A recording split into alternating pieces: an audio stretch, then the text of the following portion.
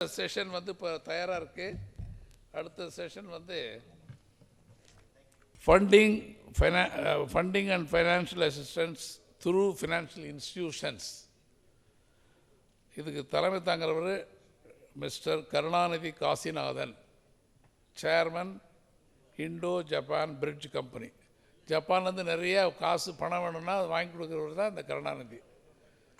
ஆமாம், அவர் தான் தலைமை தாங்கிறாரு. அடுத்தது பணம் வாங்கிறதுக்கு என்ன பண்ணணுன்றதை சொல்கிறது தான் ஏஎஸ் இளவரசன் வரார். அவர் வந்து துபாயில் மிகப்பெரிய துபாய் மற்றும் சென்னை மற்றும் பல்வேறு நாடுகளில் கிளைகளை அமைத்துள்ள சார்ட்டர்ட் அக்கௌண்டன்ட் அவர் வராரு, இளவரசன் அவர்கள். அடுத்து வந்து மிஸ்டர் சுதாகருக்கு பதிலாக வேறு யாரோ வராங்களா? யார் அவர்? தேவராஜ் எங்கே இருக்கார்? வாங்க எல்லோரும் வாங்க, மேலே வாங்க, மேடைக்கு கூச்சப்படாமல் வரலாம். ஆளுக்கு ஒரு சேரில் அமரலாம்.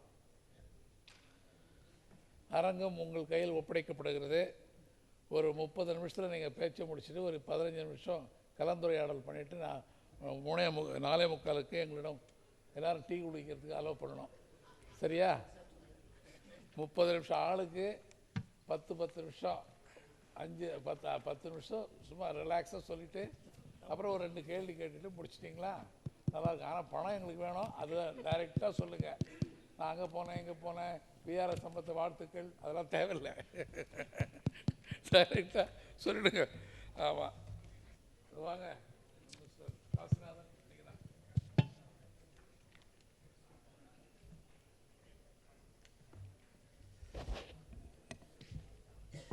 அனைவருக்கும் மாலை வணக்கம். கருணாநிதி காசிநாதன், ஜப்பானிலிருந்து. என்னுடைய பெயர் கருணாநிதி, என்னுடைய அண்ணன் பெயர் அண்ணாதுரை. அழைத்தது விஆர்எஸ் சம்பத்தண்ணன். அவருக்கு ரொம்ப கலைஞரை பிடிக்கும், என்னை கொஞ்சம் பிடிக்கும். இப்போது ஜப்பான்லேருந்து நம்ம வந்து இந்த ஃபண்டிங் அண்ட் ஃபினான்ஷியல் அசிஸ்டன்ஸை பற்றி பேசுகிறதுக்காக நம்ம இருக்கோங்க. எல்லாருக்குமே வந்து பணம் வேணும், எல்லாருமே தொழில் செய்கிறோம். தொழில் செய்யலைனாலும் பணம் வேணும். இப்போ பணம் வேணான்னு சொல்கிறவங்க இங்கே யாரும் இருக்க முடியாது. யாருக்காவது பணம் வேணான்னு இங்கே உட்காந்துருக்கீங்களா சார்? தொழிலுக்கோ இல்லை வருமானத்துக்கோ யாரும் இல்லை. இப்போ அந்த பணத்தை நம்ம எப்படி வந்து தொழிலுக்கு வந்து எந்த மாதிரியான முறைகளில் கொண்டு வரலாம் அப்படிங்கிறத பற்றி பேச போகிறோம். அதுக்காக இன்றைக்கி வந்து நம்ம கூட இருக்கிறவர் பிரின்ஸ் டாக்டர் ஏஎஸ் இளவரசன் சார். ஒரு மிகப்பெரிய கைத்தட்டலை கொடுக்கலாம் அவருக்கு. நன்றி. அடுத்ததாக வந்து மிஸ்டர் தேவராஜன் அவர்கள், ராஜா, பிரின்ஸு, நிதி எல்லோரும் சேர்ந்து பணத்தை பற்றி பேச போகிறோம். அதுதான் இன்றைக்கி இங்கே இருக்கிற டீமு. மிஸ்டர் தேவராஜன் அவர்களுக்கு மிகப்பெரிய ஒரு கரகோஷ கைத்தட்டலை கொடுக்கலாம். அவர் வந்து டிஜிட்டல் முறையில் எப்படி பணத்தை நம்ம கொண்டு வர போகிறோம் அப்படிங்கிறத பற்றி அவர் சொல்ல போகிறாரு. சரி, இப்போ நம்ம ஃபினான்ஷியல் ஃபண்டிங் இதை பற்றி பேச வந்திருக்கோம். இதில் ஒரு சில கேள்விகளோடு நான் இப்போ ஆரம்பிச்சிடுறேன்.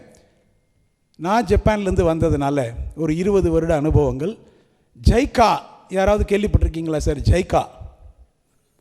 ஜைக்கா கேள்விப்படலை. நான் சொல்கிறேன். ஜைக்காலிருந்து பணம் வந்து எல்லா நாடுகளுக்கும் கொண்டு போய் கொடுக்குறாங்க. அது இந்தியாவுக்கும் வருது. அவங்க கொடுக்குற பணத்துக்கு எவ்வளோ இன்ட்ரெஸ்ட் இருக்குன்னு யாராவது கெஸ் பண்ண முடியுமா சார்? வருட இன்ட்ரெஸ்ட் எவ்வளோ சார்? 1%. வேறு அடுத்து 0. வட்டி இல்லாமல் கொண்டு வரோன்னு சொல்லி நம்ம சாக்கி தலைவர் சொல்லியிருக்காரு, சிங்கப்பூர். வேறு யாராவது சார்? ரைட். ஸோ இந்த 0க்கும் 1க்கும் இடைப்பட்ட 0.5 ஆனுவல் இன்ட்ரெஸ்ட் ரேட், இதுதான் வந்து ஜைக்கா இந்தியாவுக்கு கொடுத்துக்கிட்டு இருக்கு. மலேசியாவுக்கு என்ன இன்ட்ரெஸ்ட்டுங்கிறத நாங்கள் சொல்கிறோம். மலேசியாவுக்கும் பணம் வருது. இவங்க அரசாங்கத்துக்கு கொடுக்குற பணத்தோட இதுதான் இது. சரி, அரசாங்கத்துக்கு நமக்கு ஃபண்டு வருது. ப்ரைவேட்டுக்கு ஃபண்டு வருமா சார்? நம்ம எல்லாருமே ப்ரைவேட்டோட கனெக்டடாக இருக்கோம். ப்ரைவேட்டுக்கும் ஃபண்டு வருது. அது வரக்கூடிய நிறுவனம் ஜேபிக் அப்படின்னு ஒரு நிறுவனம். ஜேபிஐசி யாராவது கேள்விப்பட்டிருக்கீங்களா சார்? ஜேபிஐசி முன்னாடி சொன்னது என்னது? ஜைக்கா, ஜப்பான் இன்டர்நேஷ்னல் கோஆப்ரேஷன் ஏஜென்சி. ரெண்டாவது சொன்னது ஜேபிக். ஜேபிக்கு தான் நமக்கெல்லாம் பொருத்தமாக இருக்கும். ஏன்னா நம்மளாம் ப்ரைவேட் ஓனர்ஸ் ஃபண்டை வந்து நம்ம எடுத்துகிட்டு வர்றதுக்கு. Japan bank of international cooperation அப்படிங்கிற ஒரு அரசாங்க நிறுவனம் ஜப்பான்லேருந்து 1% ஆனுவலுக்கு ஃபண்டு கொடுக்குறாங்க நீங்கள் ஜப்பானோட பார்ட்னர்ஷிப் பண்ணால். ஸோ பார்ட்னர்ஷிப் பண்ணாமல் ஜப்பான்லேருந்து ஃபண்டு வாங்க முடியாது, அதை நம்ம மனதில் வச்சுக்கிறோம். இப்போ ஜேபிக்கும் பணம் கொடுக்குறாங்க, இவங்களும் பணம் கொடுக்குறாங்க. இப்போ சாக்கி பிரசிடெண்ட் சொன்னார் இன்ட்ரெஸ்டே இல்லாமல் நம்ம கொண்டு வரலாம் அப்படிங்கிறதுக்கும் வாய்ப்புகள் இருக்கிறதா ஜப்பானில் உள்ள ஒரு சில ஃபண்டிங் ஏஜென்சியெல்லாம் எங்களுக்கு தெரியப்படுத்திக்கிட்டு இருக்காங்க. அது என்னங்கிறத நாங்களும் இப்போ அனலைஸ் பண்ணிகிட்ருக்கோம். ஸோ இந்த தருணத்தில் தான் நம்ம வந்து இந்த ஃபண்டிங் ரிலேட்டடாக இறங்குறோம்.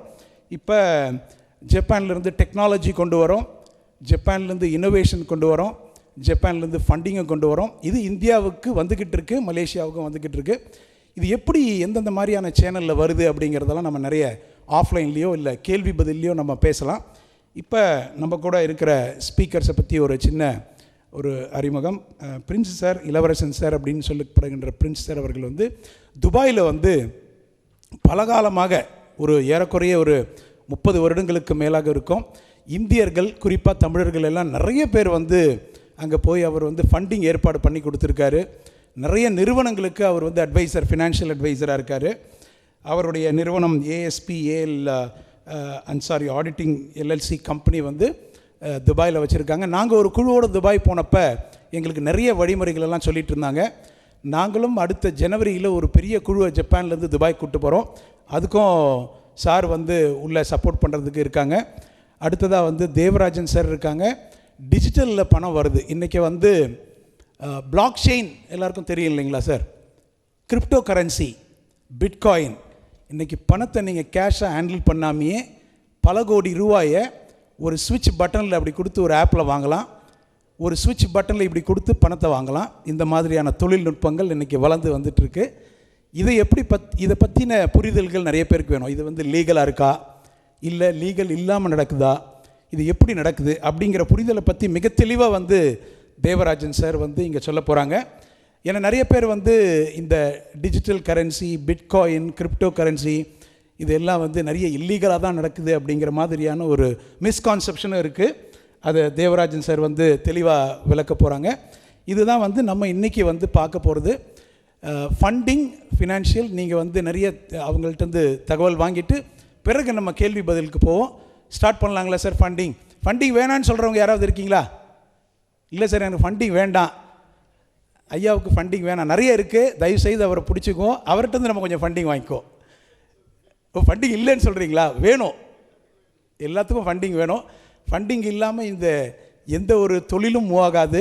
ஃபண்டிங்கை பற்றியே நினைக்காம நிறைய பேர் ஐடியாவை மட்டுமே கையில் வச்சுக்கிட்டு பணத்துக்காக அடுத்த லெவல் இருந்தால் தான் மூவ் பண்ண முடியுங்கிற சுச்சுவேஷனில் நிறைய பேர் இருக்கோம். எவ்வளோ தான் ஐடியா இருந்தாலும் எக்கானமி இல்லைன்னா மூவ் ஆகாது. அதனால தான் VRS அண்ணன் இந்த பொருளாதார மாநாட்டை உச்சி மாநாடாக அறிவிச்சிருக்காருன்னு நினைக்கிறேன். VRS அண்ணனுக்கு எங்கள் ஜப்பான் சார்பு, டோக்கியோ தமிழ் சங்கம் சார்பாக நன்றியை தெரிவித்து கொண்டு, அவருக்கு ஒரு அருமையான ஒரு பெயரை வந்து மைண்டில் வந்துச்சு. விக்டோரியஸ் ராக்கிங் சூப்பர் ஸ்டாராக நீங்கள் இருக்கீங்கண்ணே எங்கள் எல்லாத்துக்கும். அவருக்கு ஒரு பெரிய கரகோஷ கைத்தட்டலோடு நம்ம ஆரம்பிச்சிருவோம். நன்றி நன்றி நன்றி. ஸோ அடுத்ததாக வந்து நம்மளுடைய ஸ்பீக்கர் துபாய் இப்போ வந்து உங்களோட கரகோஷத்தோட களை கட்டி பணத்தை எப்படி கொண்டு வரலாம், கையாடலாம் அப்படிங்கிற ஒரு நல்ல ஒரு எண்ணற்றோடு வருகிறாரு. எல்லோரும் Prince sir, welcome sir, welcome.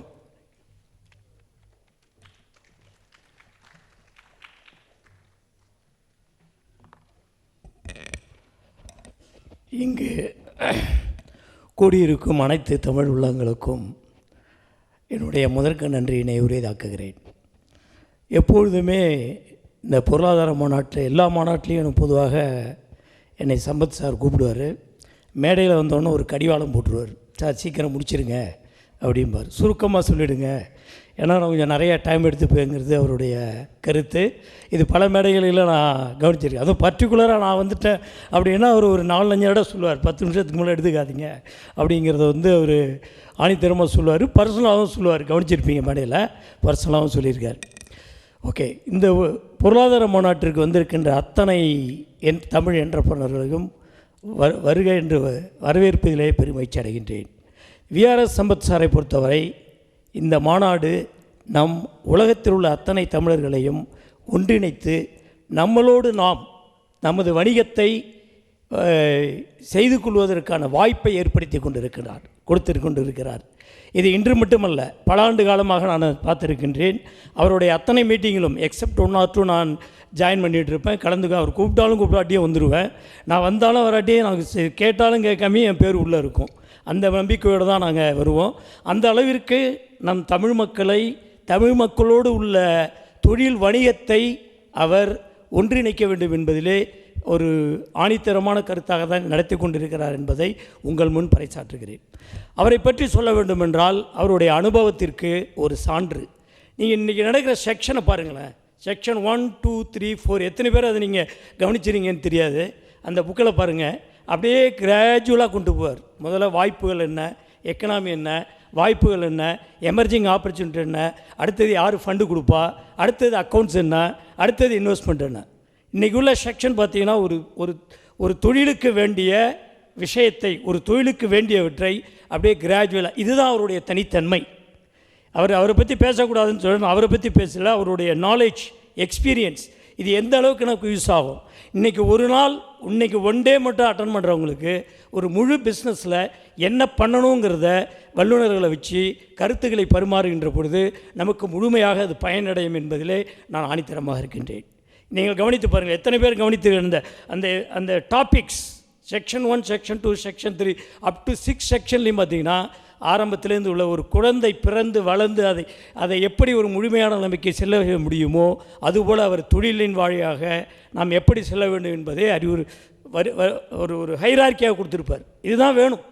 பாடம் நடத்த எல்லோருக்கும் தெரியும், ஆனால் அது வழிமுறையோடு நடத்தினால்தான் மாணவனுக்கு புரியும் என்பதை நன்றாக உணர்ந்தவர். இதுதான் இந்த மாநாட்டை பற்றி சுருக்க சொல்ல வேண்டாம், சொல்லிக்கொண்டே இருக்கலாம், அதற்கு டைம் எல்லாம் சென்றுவிடும். அடுத்தது ஃபண்டிங். நாம் ஃபண்டிங்கை பற்றி பேச வேண்டும் என்றால் ஏன் ஃபண்டிங்கை பற்றி பேசுகிறோம்? பொதுவாக 21 வயது வரைக்கும் நாம் மேஜர் மைனர் என்று கொள்ளுகிறோம். 21 வயது வரைக்கும் ஒருவனை மதிப்பிடுவது அவனுடைய மார்க்கும் அவனுடைய அச்சீவ் பண்ணுற உழைப்பினால் ஏற்படுகின்ற அச்சீவ்மெண்ட்டு தான் அவனை பற்றி பேசும். ஒரு மாணவனை பார்த்து நீ எவ்வளோ ஃபண்டு வச்சுருக்க, உன்னுடைய நெட்வொர்த் என்ன என்பது நாம் வேல்யூ பண்ணுவதல்ல. அவன் எடுத்திருக்கின்ற மார்க்கை வைத்து தான் நாம் வேல்யூ பண்ணுகின்றோம். ஆனால் 21 வயதிற்கு பிறகு உன்னுடைய வாழ்நாள் முழுக்க உன்னை நிர்ணயம் செய்வது, சொசைட்டிலையும் சரி, வாழ்க்கையிலையும் சரி, குடும்பத்திலையும் சரி, எங்கேயுமே உன்னை நிர்ணயம் பண்ணுவது உன்னிடம் உள்ள ஃபண்டிங் மட்டும்தான் என்பதை நீ உணர வேண்டும். நான் பெரிய கவிஞன் எடுபடாது, நான் பெரிய அதிகாரம் இருக்கிறது, அதிகாரத்திற்கு மட்டும் அடிப்படையாக தவிர உனக்கு எடுபடாது. ஃபைனல் உன்னை நிர்ணயிப்பது, உன்னுடைய உயர்வையும் உன்னுடைய தாழ்வையும் உன்னுடைய தகுதியையும் நிர்ணயிப்பது ஃபண்டிங் தான் என்பதை நாம் அனைவரும் உணர்ந்தது தான். இதை ஒரு முறை நிறைவு கூட்டுகிறேன். ஓகே, இப்போ ஃபண்டிங் என்பது இன்றைய காலகட்டத்தில் நாம் ஃபண்டிங் என்பதை பற்றி, தொழிலுக்கு ஃபண்டிங் என்பது என்ன, ஃபண்டு என்பதை பற்றி பார்த்தோமானால், ஃபண்ட் என்பது நமக்கு பல வகையிலே வரும். அரசாங்கம் வழியாக வரும், நண்பர்கள் வழியாக வரும், தொழில் நம்மளுடைய பேரண்ட்ஸ் வழியாக வரும், ஃபினான்ஷியல் இன்ஸ்டிடியூஷனாக வரும். இதை நாம் எப்படி இந்த ஃபண்டிங்கை எப்படி நாம் தொழில் ரீதியாக முறையாக பயன்படுத்தி முன்னேறுவது என்பது தான் இன்று பேசப்படுகின்ற வாய்ப்பு. ஃபண்டிங் என்பவுடன் 2, ஒன்று ஃபண்டை பெறுபவர்கள், அடுத்தது ஃபண்டை தருபவர்கள். ஃபண்டை பெறுபவர்களிடத்தில் என்ன இருக்கும்? Collection of money. பல பேரிடமிருந்து பணத்தை கலெக்ட் பண்ணி ஒரு நல்ல தொழில்துறையிலே அதை முதலீடு செய்து அதிலிருந்து வருகின்ற ப்ராஃபிட்டை ஷேர் செய்துவிட்டு முதலீடு செய்வதற்கு கொடுப்பது தான் ஃபண்டை பெறுவர்களுடைய நோக்கமாக இருக்கும். இப்போ இருக்கிற நோக்கம் வேறு மாதிரி இருக்கலாம். ஆனால் ஃபண்டை பெறுவர்களுடைய நோக்கம் அப்படி இருந்தாலும் அவர்கள் அதற்கு தகுதியானவர்களா என்பதை நாம் ஃபண்டை யார் முதலீடு செய்கிறோமோ அதை நாம் நிர்ணயப்படுத்த வேண்டும். உங்களுக்கு அனுபவம் இருந்தால் அதை நிர்ணயப்படுத்தலாம். இல்லை என்றால் எங்களை போன்றவர்களை கேட்டு தெரிந்து கொள்வதிலே எந்த விதமான தயக்கமும் உங்களுக்கு தேவையில்லை என்பதுதான் எங்களுடைய கருத்து. கன்சல்டன்சி என்றாலே ஏன் கேட்க வேண்டும் என்று நினைக்கின்ற காலமாக இருக்கின்றது. எதாக இருந்தாலும் நாம் கூகுளிலே இல்லை மற்ற இதிலே தெரிந்து கொள்ளலாம். கூகுளிலே இருக்கும். 8 சுரைக்காய் கறிக்காகாது. நீங்கள் அனுபவம் உள்ளவர்களை கேட்டு தெரிந்து கொண்டால் மட்டும்தான் நீங்கள் செய்து கொண்டிருக்கின்ற முதலீடுகள் உங்களுக்கு மட்டுமல்ல உங்கள் சந்ததிகளுக்கு சென்றடைகின்ற வரை அது பத்திரமாக இருக்கும் என்பதை உங்களிடம் தெரியப்படுத்திக் கொள்கின்றேன். ஏனென்றால் அனுபவத்தில் கன்சல்டண்ட்டை பொறுத்தவரை பல பேருடைய அனுபவத்தை பெற்றவர்கள் அதில் இருக்கின்ற நுணுக்கங்களை உங்களிடம் சொல்லுகின்ற பொழுது நீங்கள் அதை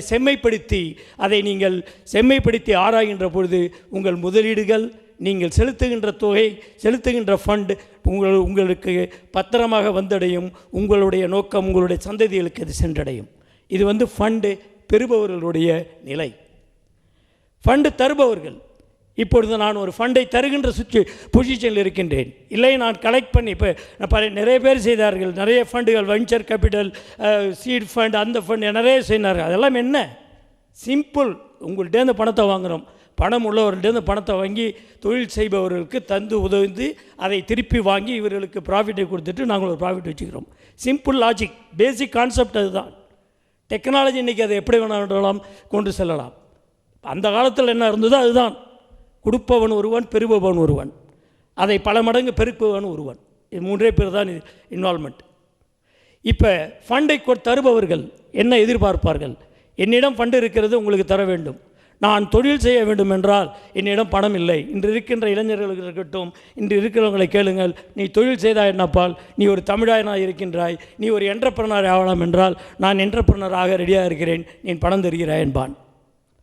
ஓகே, இந்த 2 கோடி ரூபாய் தரேன், என்ன செய்வேன் என்று கேளுங்கள். அந்த நிமிடத்திலே நீங்கள் கேளுங்கள், உனக்கு 2 கோடி ரூபாய் நான் தருகிறேன், நீ என்ன செய்கிறாய் என்று அவனிடம் இருந்து வார்த்தைகளே வராது. அதனால்தான் நாங்கள் என்ன சொல்லுகின்றோம், ஃபண்டு பெற வேண்டும் என்றால் உங்களை நீங்கள் தயார்படுத்திக் கொள்ளுங்கள்.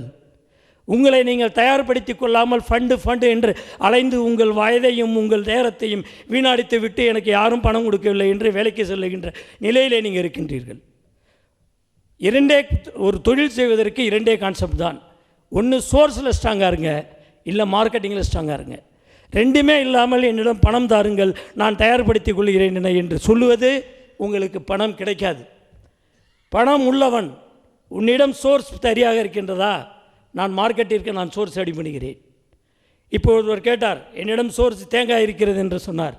அவருக்கு தேங்காய் சோர்ஸில் அவர் ஸ்ட்ராங்காக இருக்கிறனால் அதை கரெக்டாக வேல்யூ ஆடட் செய்து பதமாக அவர் ஏற்றுகின்ற தகுதி இருக்குமானால் அவருக்கு நாங்கள் ஃபண்டிங் செய்து நிச்சயமாக அவருக்கு மார்க்கெட்டை சென்றடைவதற்கான வழியை ஏற்படுத்தி கொடுக்க முடியும். இதை தான் நாங்கள் எதிர்பார்க்கின்றோம். பர்டிகுலராக நம் தமிழினத்தில் இருப்பது 2மே இல்லாமல் பணத்தை மட்டுமே பற்றி பேசி கொண்டிருப்பது. நான் தொழில் செய்ய வேண்டும், ஊரில் யார் பணக்காரன் இருக்கான், யார் வட்டி கொடுக்குறவன் இருக்கான், யார் பேங்கில் இருக்கிறான்னு தான் சொல்லிட்டு இருப்பான்.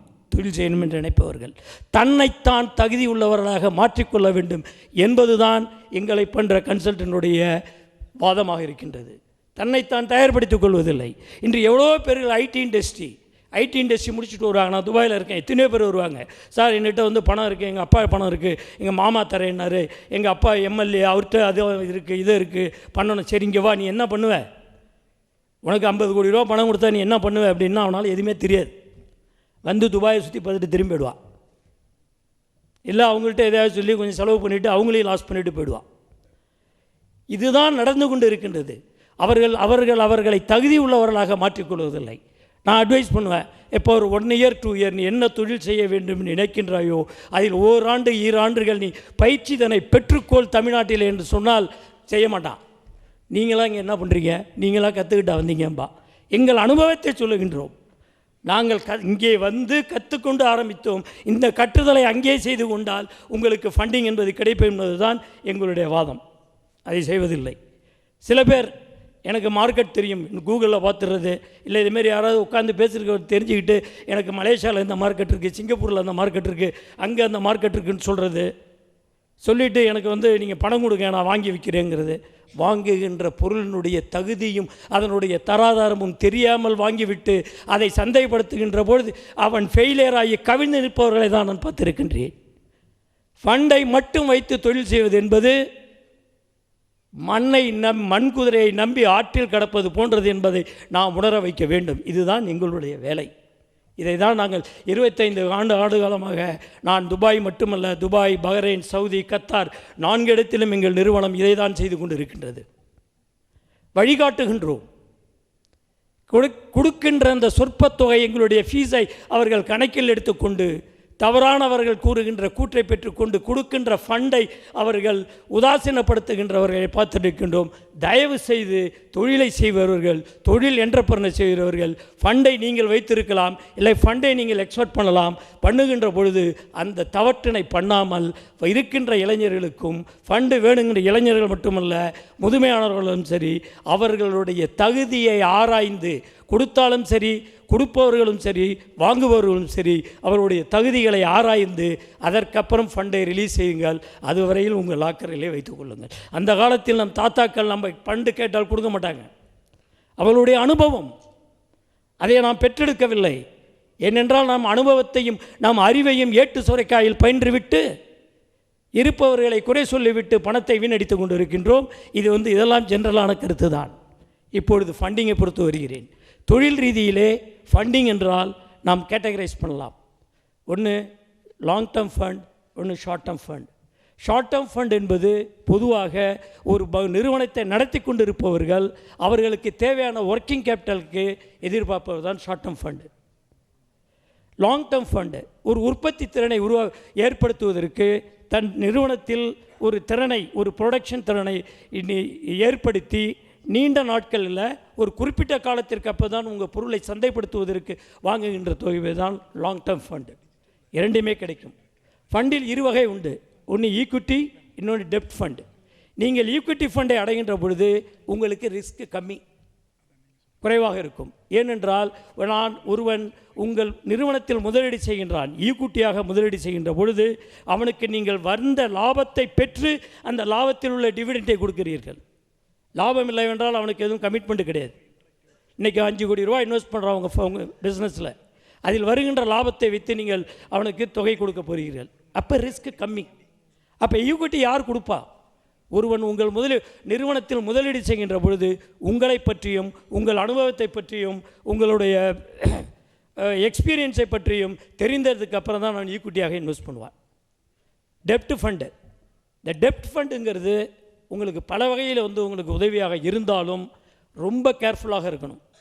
ஏன்னா அந்த டெப்ட்டு கொடுக்குற காஸ்ட், ஃபிக்ஸட் இன்ட்ரெஸ்ட், நீங்கள் சம்பாதிக்கிறீங்க, நீங்கள் சம்பாதிக்கலை, அந்த தொழிலில் லாபம் வருது, லாபம் வரல, அவனுக்கிட்ட வாங்கின காசுக்கு நீங்கள் பொருளை இன்ட்ரெஸ்ட் கொடுத்து தான் ஆகணும். அப்போ ரிஸ்க் இஸ் கிரியேட்டட். அப்போ என்ன அர்த்தம்? அப்போ ரிஸ்க்கை நீங்கள் எடுக்கின்ற பொழுது நீங்கள் ப்ராப்பராக ஸ்ட்ரக்சர் பண்ண வேண்டும். உங்களுக்கு அனுபவம் இருந்தால் பெற்று ஸ்ட்ரக்சர் பண்ணலாம். ஸ்ட்ரக்சரிங்கிறது என்பது என்ன?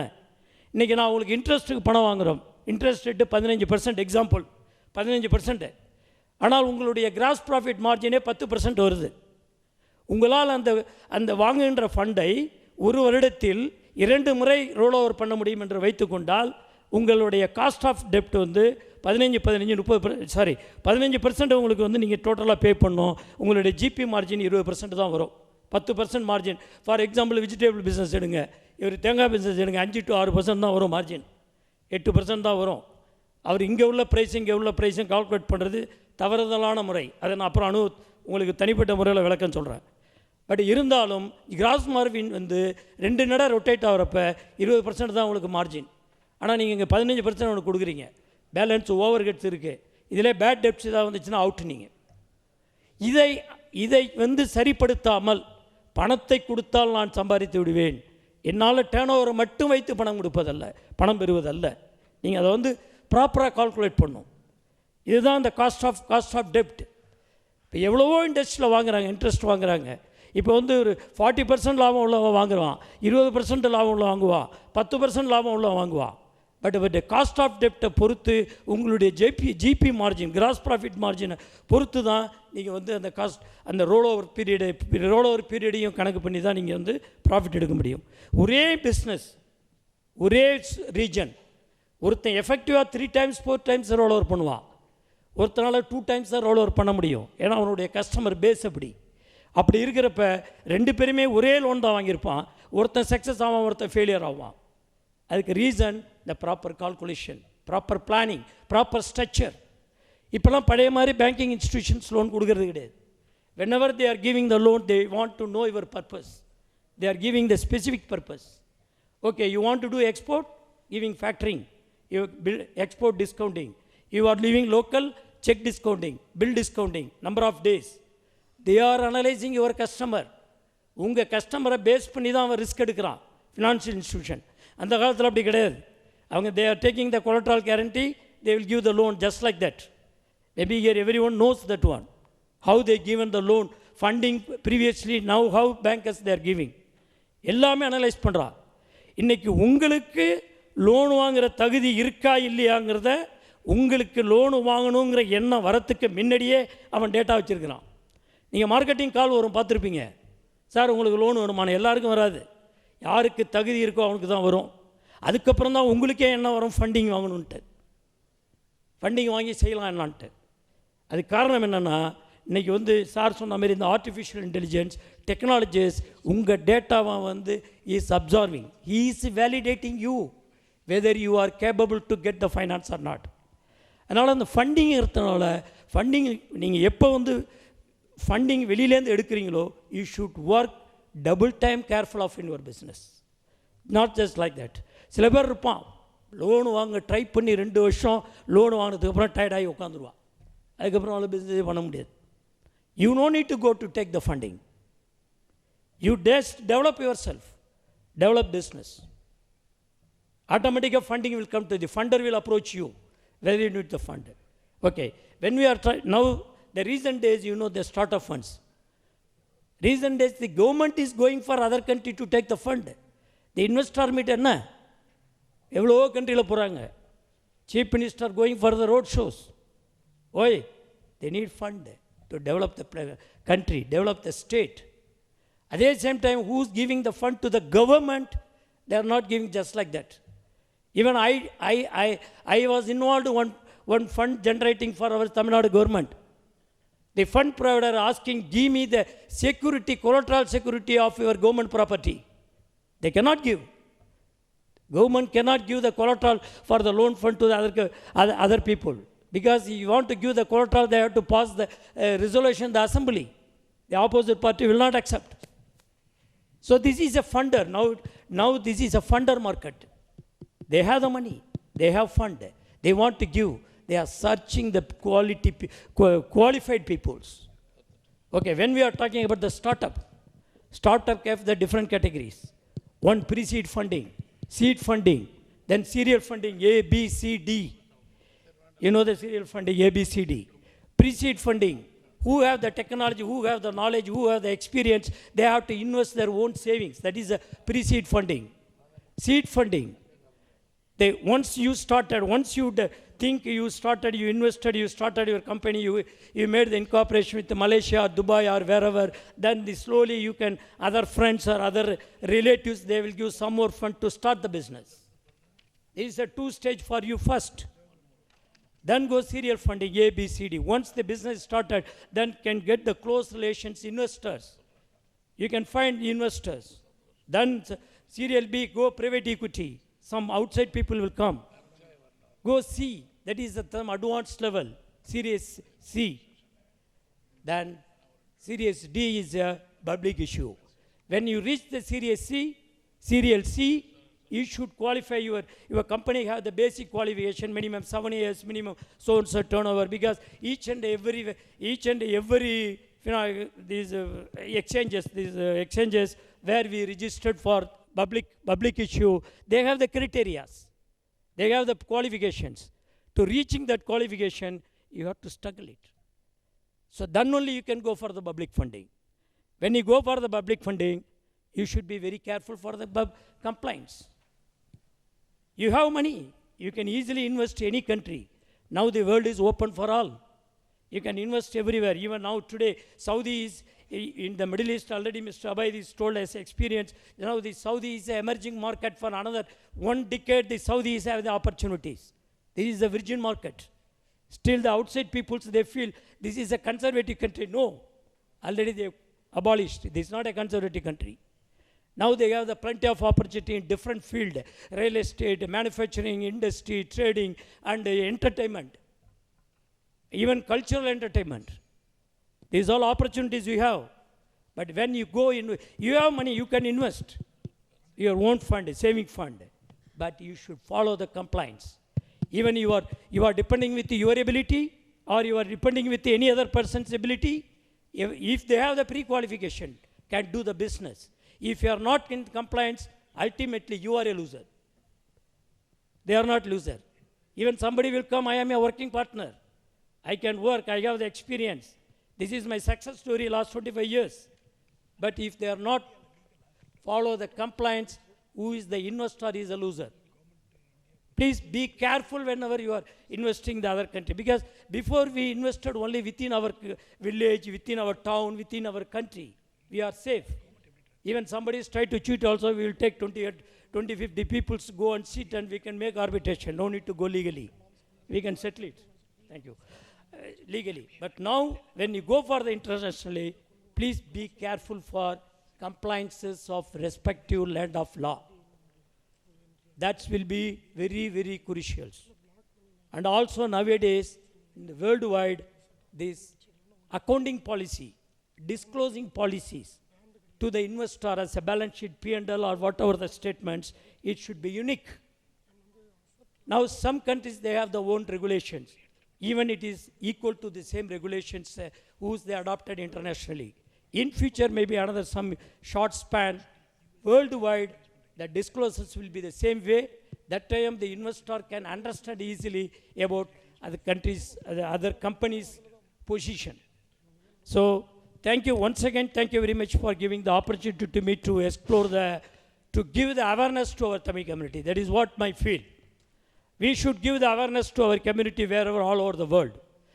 Only our Tamil community is leaving entire world. Wherever, whichever country you go, you can find any single Tamilian to help us. So that connectivity is even the more for upgrading that connectivity. Still, VRS Sambath is giving the more opportunity to connect us in the worldwide. I don't know the next meeting where he is going to connect. Definitely, I will be the present. Definitely, that country will be the new country. We will get more connectivity. Thank you very much. Thank you very much. Mr. இளவரசன் given a wonderful speech. எனக்கு எப்பவுமே இளவரசன் 1 மணி நேரம் கொடுக்கணும்னு ஆசை. அது என்னென்ன நிறைவேற மாட்டேன்து. இந்த தடவை அவருக்கு மேக்ஸிமம் டைம் கொடுத்து, ஏன்னா ரொம்ப திறமைசாலி, ரொம்ப அறிவாளி. அந்த ஊரில் போய் கும்பகோணத்துலேருந்து இதுக்கு போய் மாயவரத்துலேருந்து துபாய் போய் அந்த இடத்துல பெரிய அளவில் புகழ்பெற்றவர். யார் போனாலும் எல்லோரோட அன்பாக நடந்து கொள்ளக்கூடிய ஒரு பெருமகனார். அவர் ரொம்ப அருமையான ஒரு ஸ்பீச் கொடுத்தாரு. அடுத்து மிக்க நன்றி சார். ஐ திங்க் எல்லாருக்கும் ஒரு விழிப்புணர்வு கிடைச்சிருக்குன்னு நினைக்கிறேன். நம்ம சார், பிரின்ஸ் சார், இளவரசன் சார் கொடுத்தது. நீங்கள் யார் எந்த ஃபண்ட் ரிலேட்டட் டிஸ்கஷன் அப்படின்னாலும் ஆஃப்லைனில் நீங்கள் சாரோட பேசலாம். துபாயில் யார் போய் இறங்கினாலும் புதிய தொழில் பண்ணுறதுக்கு நம்ம பிரின்ஸ் சார் வந்து கை கொடுத்து தோள் கொடுத்து மேலே தூக்கிட்டு வர்ற ஒரு நல்ல மனிதர். அடுத்ததாக வந்து நம்ம இந்த டிஜிட்டல் ஃபண்ட், இந்த digital assets, block chain, crypto currency, இதை பற்றின நிறைய மித்து வந்து இருக்குது, மிஸ்கான்செப்ஷன்ஸ் இருக்குது. அதை பற்றி வந்து தேவராஜன் சார் வந்து உங்களுக்கு எல்லாருக்கும் இப்போ விளக்க வர்றாரு. இது முடிஞ்சதுக்கப்புறம் நம்ம ஒரு கேள்வி பதில் இருக்குது. அதில் நம்ம ஒரு குயிக் ஒரு 5 minutes ரவுண்டு கேள்வி பதில் முடிக்கிறோம். நன்றி. Over to you Devarajan sir.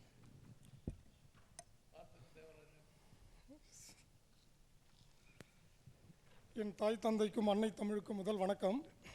எனக்கு இந்த வாய்ப்பு கொடுத்த நல்லுள்ளம் கொண்ட மிஸ்டர் VRS அவர்களுக்கு என்னுடைய பணிவான வணக்கங்களையும் நன்றியையும் தெரிவிச்சுக்கிறேன்.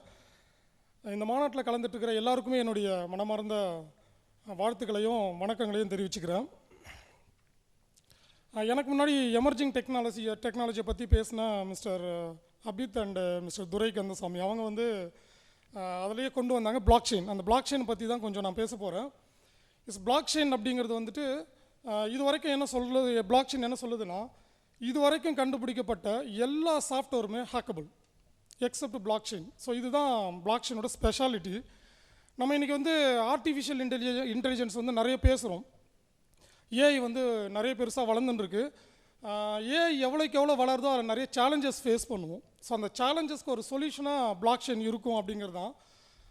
ஃபார் எக்ஸாம்பிள், இன்றைக்கி நான் டிரைவர்லெஸ் கார் பற்றிலாம் பேசணும். டிரைவர்லெஸ் கார்லாம் வந்துருச்சு, நம்ம நிறைய யூஸ் பண்ண போகிறோம்.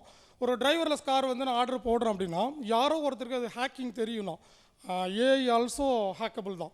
ஸோ ஹேக்கிங் தெரியும்னா அவர் அங்கேருந்து அந்த காரை வந்து டைவர்ட் பண்ண முடியுமானா பண்ண முடிஞ்சிடும். பட் அதே ஏஐ கோடிங்கை பிளாக் செயினில் பண்ணிட்டா 100% வந்து அதை வந்து ஹேக் பண்ணவே முடியாது அப்படிங்கிறது தான். ஸோ இந்த மாதிரி வந்து ஒரு ஹேக் பண்ண முடியாத ஒரு தொழில்நுட்பம் தான் இந்த பிளாக் செயின். ஸோ இந்த பிளாக் செயின் பற்றி நிறைய பேருக்கு ஒரு புரிதல் இல்லாமல் இருக்கிறாங்க. இன்றைக்கி இந்தியாவில் பார்த்தீங்கன்னா பிளாக் செயினுக்கு தனியாக ஒரு மினிஸ்ட்ரி அமைச்சிருக்கிறாங்க, மினிஸ்ட்ரி ஆஃப் இன்ஃபர்மேஷன் டெக்னாலஜி. அவங்க வந்து இந்த பிளாக் செயினை கையில் எடுத்துகிட்டு கிட்டத்தட்ட ஒரு 8 லட்சத்துக்கும் மேற்பட்ட டேட்டா வந்து பிளாக் செயினில் பதிவு பண்ணியிருக்கிறாங்க. அது மட்டும் இல்லாமல் நிறைய இண்டஸ்ட்ரியை வந்து பிளாக் செயினோட கனெக்ட் பண்ணியிருக்கிறாங்க. நிறைய டிபார்ட்மெண்ட்டை பிளாக் செயினோட கொண்டு வந்திருக்கிறாங்க.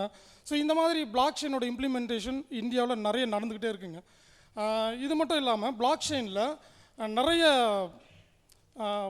ப்ராஜெக்ட்ஸும் வந்து போயிட்டுருக்கு. இப்போ ஃபார் எக்ஸாம்பிள் சொல்லணும்னா NFT, நான் ஃபஞ்சபிள் டோக்கன் அப்படின்னு சொல்லுவோம். ஒரு பாட்டு இல்லை ஒரு இசை இல்லை ஒரு டிராயிங் இதை வந்து என்எஃப்டியாக கன்வெர்ட் பண்ணி ஒரு டிஜிட்டல் அசட்டாக நம்ம வாங்கிக்க முடியும், விற்றுக்க முடியும். இன்றைக்கி உலகத்தில் மிகப்பெரிய டிரான்சாக்ஷன் வந்து என்எஃப்டியில் நடந்துகிட்ருக்கு. அதே மாதிரி மெட்டாவர்ஸ் அவங்க சொல்லியிருந்தாங்க, அந்த எமர்ஜிங் டெக்னாலஜிலேயே மெட்டாவர்ஸ்னு சொல்லியிருந்தாங்க. இந்த மெட்டாவர்ஸ் அப்படிங்கிறதுலையும் நம்ம அடுத்த கட்டத்துக்கு அங்கே தான் போக போகிறோம்.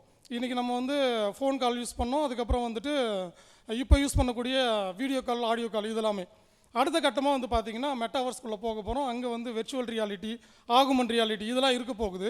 ஸோ இந்த இண்டஸ்ட்ரியும் பார்த்திங்கன்னா ரொம்ப பெருசாக வளரக்கூடிய ஒரு இண்டஸ்ட்ரியாக இருக்குது. இது எல்லாமே ஒரு பார்ட் ஆஃப் பிளாக் செயினாக பார்க்குறோம். அண்ட் வெப்3 பற்றியும் பேசியிருந்தாங்க. வெப் 1 நம்ம யூஸ் பண்ணோம். இப்போ யூஸ் பண்ணக்கூடிய இன்டர்நெட் வந்துட்டு வெப் 2.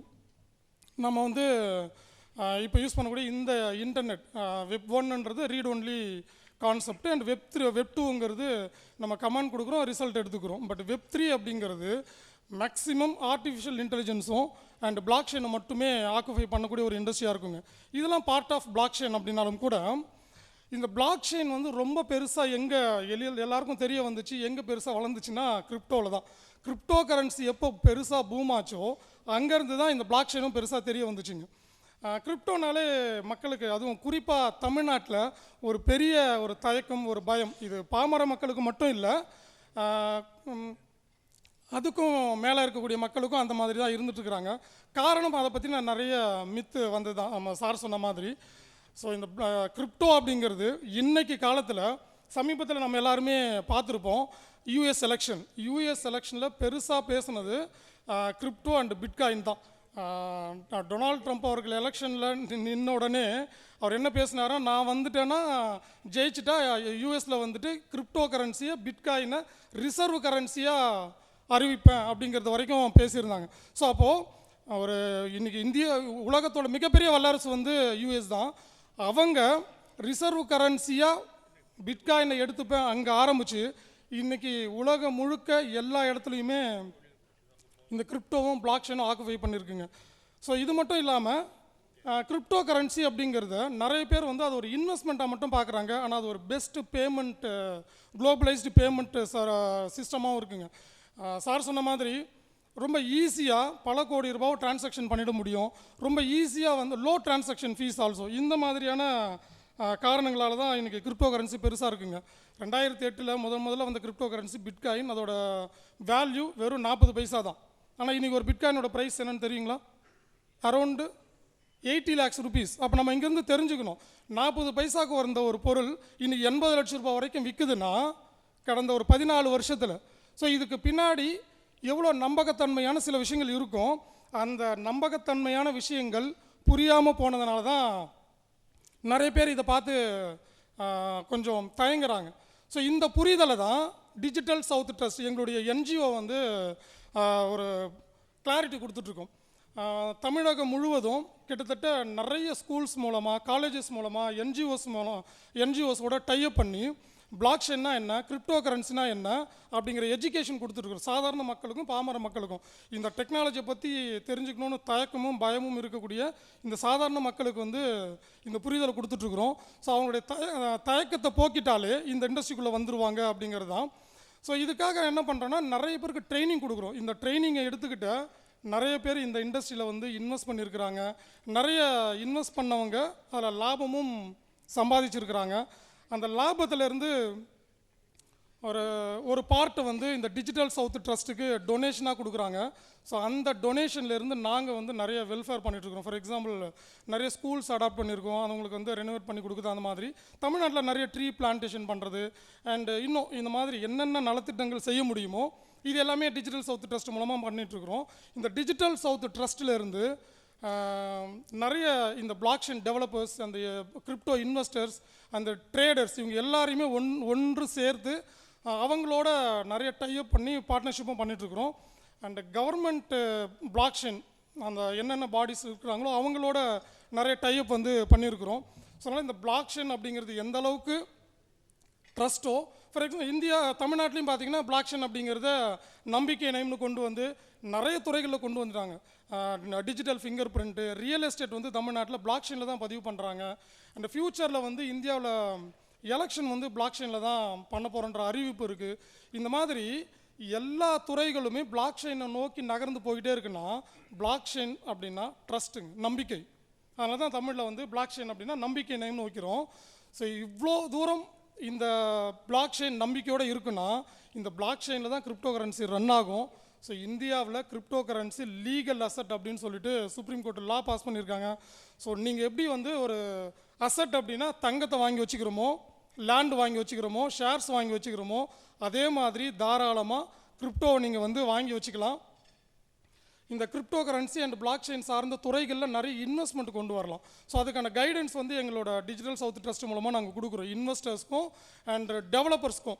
2030க்குள்ளே கிட்டத்தட்ட ஒரு 2 கோடி பிளாக் செயின் எஜுகேஷன் கொடுத்துடணும் தமிழ்நாடு முழுக்க அப்படிங்கிறது தான் டிஜிட்டல் சவுத் ட்ரஸ்ட் எங்கள் ட்ரஸ்ட்டினுடைய முக்கியமான நோக்கம்.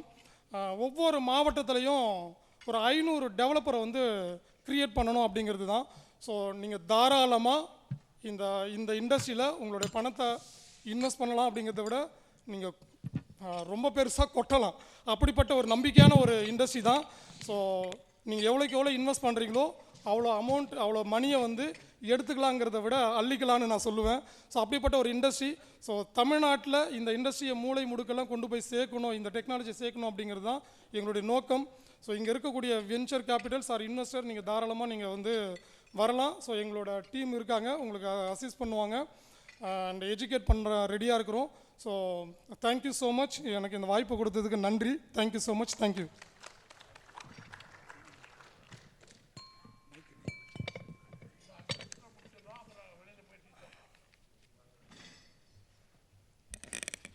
ரொம்ப நன்றி திரு தேவராஜன். நிறைய ஃபண்டிங் சார் வந்து பிரின்ஸ் சார் பேசினாங்க, பிளாக் செயினை பற்றியும் பேசினாங்க.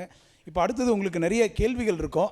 அந்த கேள்விகளுக்கு வந்து அதில் 3 கேள்வியை நம்ம செலக்ட் பண்ணி போகிறதுக்கு முன்னாடி ஒரு சின்ன விஷயத்தை நான் வந்து உங்களுக்கு தெளிவுபடுத்துகிறேன். நிறைய பேருக்கு டவுட் இருக்குது, ஜப்பான் எப்படி 0.5க்கு கடன் கொடுக்குறாங்க இந்தியாவுக்கு அப்படிங்கிற விஷயத்தெல்லாம் வந்து நிறைய பேர் வந்து மைண்டில் போட்டு குழப்பிட்டுருப்பாங்க. ஜப்பானில் மைனஸ் இன்ட்ரெஸ்ட் ரேட், அதாவது நீங்கள் பேங்க்கில் 1 கோடி ரூபா பணத்தை போட்டிங்கன்னா 1 லட்ச ரூபா மாதம் சர்வீஸ் சார்ஜ் கொடுக்கணும், நம்ம லாக்கரில் நகையை வைக்கிற மாதிரி. ஏன் அப்படின்னா எல்லாருமே பணத்தை சம்பாரித்து போடுறவங்க எடுக்கிறதுக்கு ஆள் இல்லை.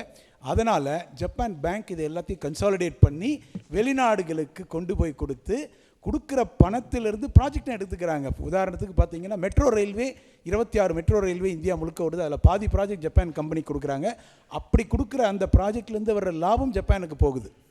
ஸோ ஜப்பான்லேருந்து வர்ற பணத்தில் ஜப்பான் கம்பெனி லாபம் எடுத்து அவங்க ஊருக்கு டேக்ஸ் கட்டுறாங்க. ப்ளஸ் மைனஸில் இருக்கிறது ப்ளஸில் இருக்குது 0.5 இருந்தாலும். இதுதான் அதோடைய ஃபார்முலா சார். நிறைய பேருக்கு வந்து ஏன் இவ்வளோ கம்மியாக கொடுக்குறாங்க, இது கொடுக்குறதோட பேக்ரவுண்ட் என்னன்றதெல்லாம் நிறைய பேர் கேட்டுட்ருப்பீங்க.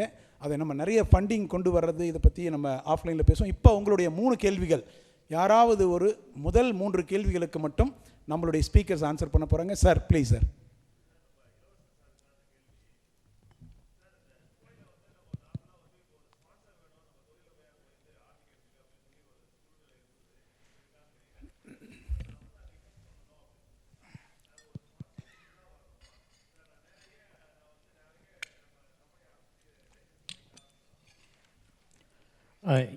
அதாவது நீங்கள் சொன்ன சிஸ்டம் வந்து ஏற்கனவே இருந்தது.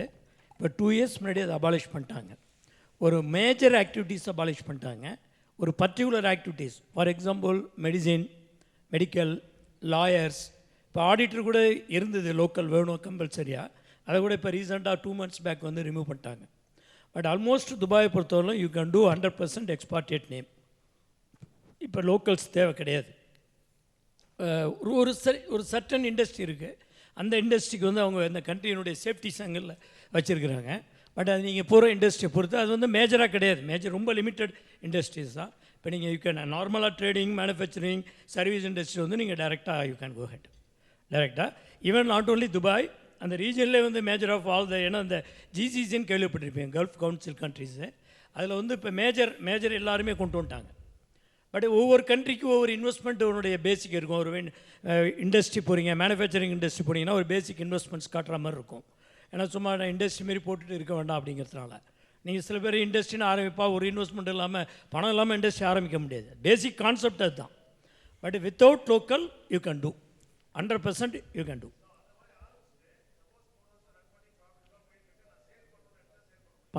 பண்ணலாம். Just like that normal transfer தான். ட்ரான்ஸ்ஃபர் ஆஃப் ஷேர்ஸ் தாராளமாக கொடுக்கலாம், no issue. Even repatriation of profit and repatriation of capital, there is no restriction. இப்போ now this year introduce the corporate tax.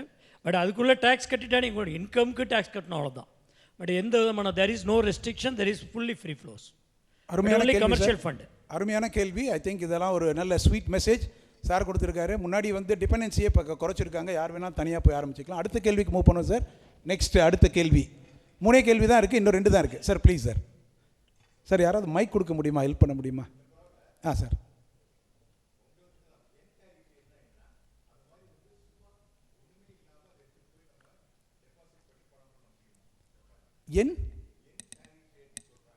N carry trade. Okay sir. ம் ம் ம் ம் ம் ம் ம் ம் ம்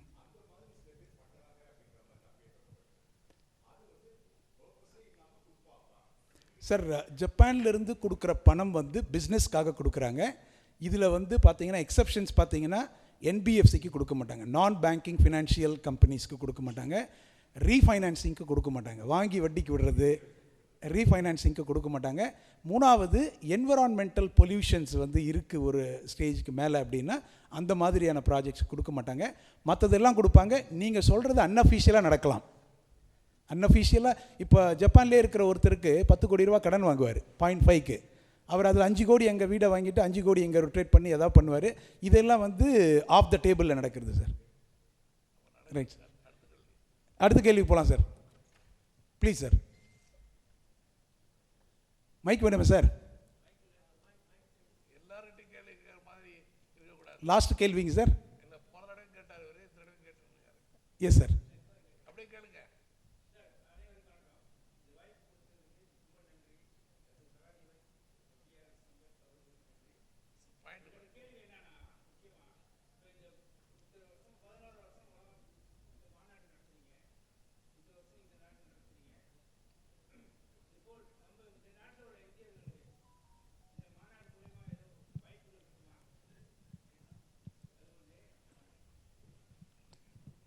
ரொம்ப நன்றி. இது இந்த தலைப்புக்கான இந்த செஷனுக்கான கேள்வி இல்லை, இது புது கேள்வி. கடைசி செஷனில் வச்சுருக்கோம், 17th செஷன். அப்போ இதை பேசலாம், சரியா? ஓகே. 17வது செஷனில் அந்த பாயிண்ட் அதுக்குன்னே ஒரு செஷனே வச்சுருக்கோம். ஓகே, நன்றி. இப்போ ஃபண்டிங்கை பற்றி ஃபண்டிங் இன்னொன்று வந்து நான் இப்போ நேற்று முந்தான முடிஞ்ச Sunday I met the minister of Telangana வந்திருந்தார். அவங்க மாநாட்டுக்கு வந்தால் வி எப்போ dialogue session with the minister.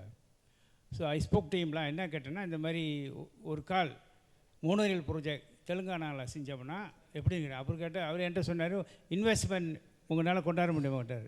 நல்ல வேலை நீங்கள் இப்போ பேசுனதை வச்சு ஜப்பான் பேங்க் இன்வெஸ்ட்மெண்ட் கேந்தே எந்த கண்ட்ரி கேட்குறீங்க சார்? இந்தியாவுக்கா இல்லை மலேசியா? இந்தியாவில் தெலுங்கானா ஸ்டேட். இந்தியாவில் தெலுங்கானா ஸ்டேட்டுக்கு மோனோ ரயிலில் ப்ராஜெக்ட் கொண்டு வர முடியுமானா தாராளமாக கொண்டு வரலாம். இதுக்கு ஜைக்கா ஃபண்ட் பண்ணோம். தெலுங்கானா ஸ்டேட் கவர்மெண்ட் வந்து ஜைக்கா டெல்லிக்கு அப்பீல் பண்ணி அந்த ப்ராஜெக்ட் சேங்ஷன் ஆச்சுன்னா அவங்க ஃபண்ட் பண்ணுறதுக்கு ரெடியாக இருக்காங்க. இது ஒரு ப்ரொபோசல் அப்பீலாக நீங்கள் கொடுக்கலாம் சார். ஓகே. நன்றி. எல்லாரும் வாங்க. 3வது கேள்வி முடிஞ்சு விட்டது. ஸோ ரொம்ப மகிழ்ச்சி. எல்லாரும் ரொம்ப நேரம் வெயிட்டிங்கில் இருக்கோம். ஒரு 15 நிமிஷம் டீ டைம். எல்லாரும் டீ முடிச்சுட்டு வந்தீங்கன்னா அடுத்த செஷன் நம்ம உட்காரலாம். ஏன்னா எல்லாருக்கும் உள்ள சர்வ் பண்ண முடியாதுன்னு சொல்லிட்டாங்க. Please attend the tea session and come back for real session. எல்லாருக்கும் நன்றி சார். நன்றி, வணக்கம். தேங்க்யூ.